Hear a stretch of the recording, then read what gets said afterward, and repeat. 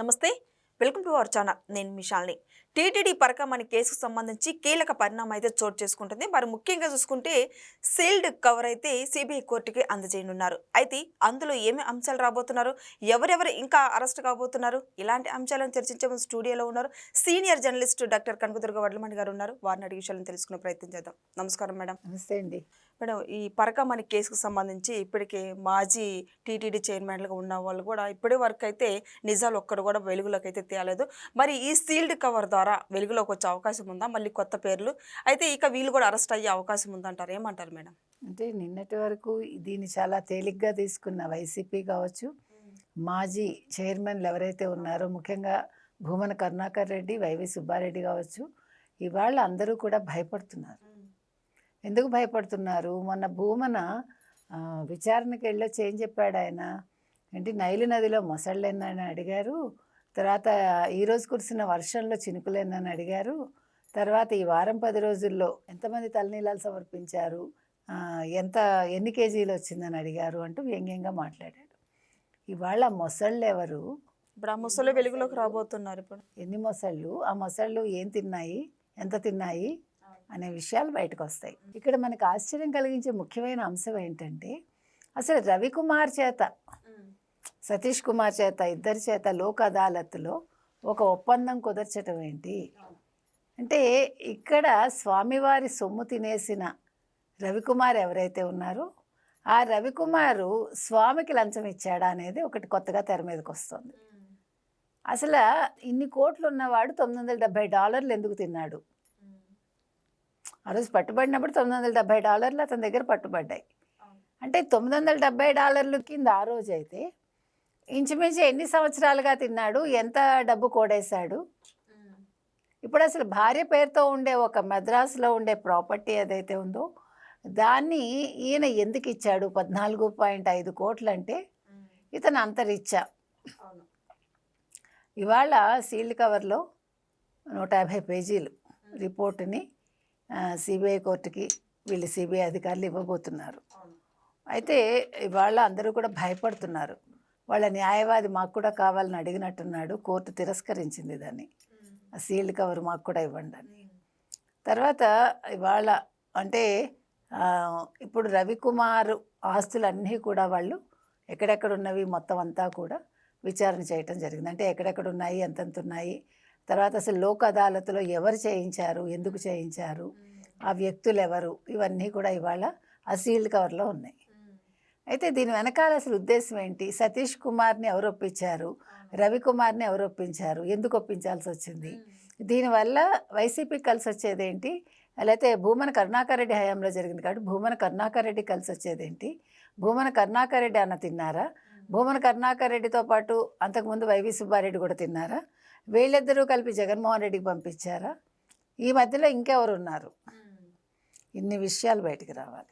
అంటే ఇది చిన్న విషయంగా లేదు, ఏదో మామూలుదే సాధారణం $970 అనుకుంటే ఇది మరి ఎన్ని వేల కోట్లు అవుతుంది, ఎన్ని వందల కోట్లు అవుతుంది. ఇందులో ఎవరెవరు ఉన్నారు? పోలీస్ అధికారులు కూడా ఉన్నారంటున్నారు. ఆ అధికారులు ఎవరు? కింది స్థాయి వాళ్ళ, పై స్థాయి వాళ్ళ? వాళ్ళు కూడా అరెస్ట్ అవుతారా, ఊచలు లెక్క పెట్టాలా? ఇన్ని విషయాలు బయటకు వస్తున్నాయి.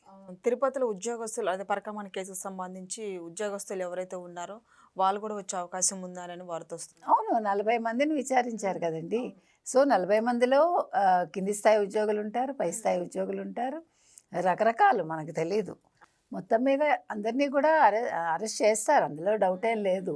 ఎందుకంటే వాళ్ళు చాలా క్యాజువల్గా చేసేసి అసలు ఆశ్చర్యంగా ఉంటుంది. స్వామివారి సొమ్ము తినడం ఏంటి, దాన్ని వీళ్ళు మధ్యలో లోక్ అదాలత్లో వీళ్ళు ఒక తీర్పు చెప్పేసి సర్లే నీ ఆస్తి వెనక్కి ఇచ్చే కొంత భాగం అంటే ఆ కొంత భాగం ఇవ్వడం ఏంటి, మీరు ఎంత తిన్నారు? $970 పట్టుబడితే 14.5 కోట్లు ఇవ్వడం ఏంటి? ఇది మీకు అర్థమైందా? కీలకం ఇక్కడ ఉంది. అవును, $970 అంటే మీకు ఎంత ఉంటుంది అందాజా? పోనీ ఎంత చూసుకున్నా ఒక 80,000 రూపాయలు, అంతేనా? 80,000 అంటే నేను అందాజా చెప్తున్నాను. ఆ రోజు రేట్ ఎంత ఉందో మనకు తెలియదు, డాలర్ రేటు. సో 80,000కి మీరు 14.5 కోట్లు మీ భార్య సొమ్ము ఎందుకు ఇచ్చారు? స్వామికి లంచంగా. ఇవాళ ఇది విషయం. ఎవడైనా ఇస్తాడా? మీరు $970తో పట్టుబడ్డారండి అనుకుందాము, మీరు మొత్తం మీ వారి ఆస్తి మొత్తం ఇచ్చేస్తారా? ఇవ్వంగా మేడం. ఎందుకు ఇస్తారు? అవును సార్, నేను $970 తీసుకున్నాను, పొరపాటు అయిపోయింది, తప్పు అయిపోయింది, ఇంకో $970 మీరు ఉంచేసుకోండి, మీరు నాకు ఏ శిక్ష వేసినా చేస్తాను అంటారు. అక్కడితో అది అయిపోతుంది. కానీ 14.5 కోట్లు ఇప్పించారంటే దీని వెనకాల ఏముంది అంటే అది అది అక్కడ కీలకం. అది వీళ్ళు ఎంత తిన్నారు, ఎన్ని కోట్లు తిన్నారు, ఆ కోట్లు ఇంకా ఎవరెవరు పంచుకున్నారు. ఒక్క పరకామణిలో పనిచేసే రవికుమారే పెద్ద జీఆర్ మఠంలోనే ఎక్కడో చేస్తాడు అతను. అతనే ఇన్ని కోట్లు ఇతని దగ్గర ఉన్నాయి అంటే ఈ చైర్మన్ల దగ్గర ఎంత డబ్బు ఉండాలి అంటే ఎంత తిన్నారు ఒక్కొక్కళ్ళు, ఇది బయటికి రావాలి.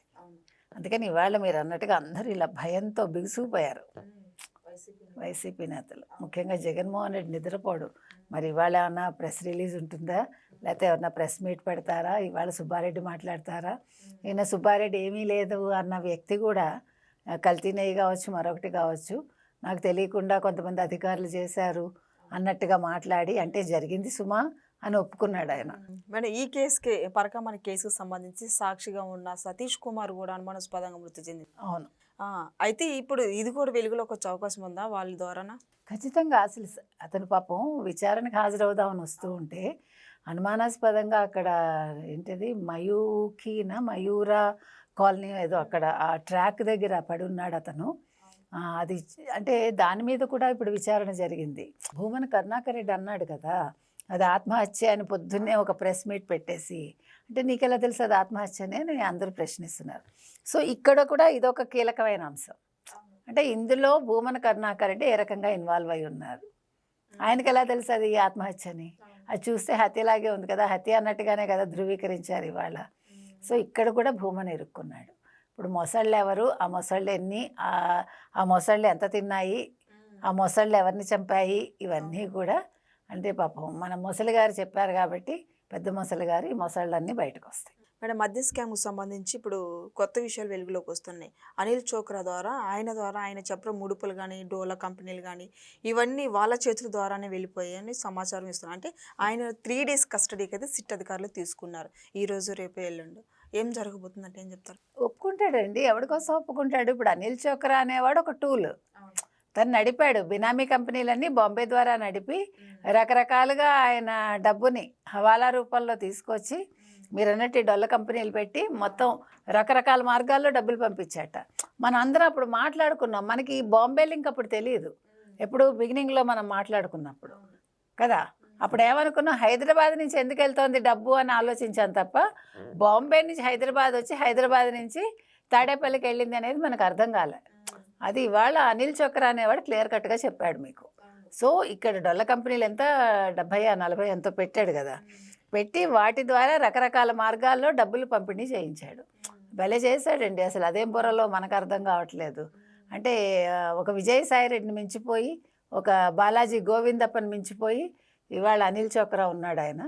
కాబట్టి అనిల్ చోక్రా అనేవాడు నోరు విప్పక తప్పదు, నిజాలు ఒప్పుకోక తప్పదు.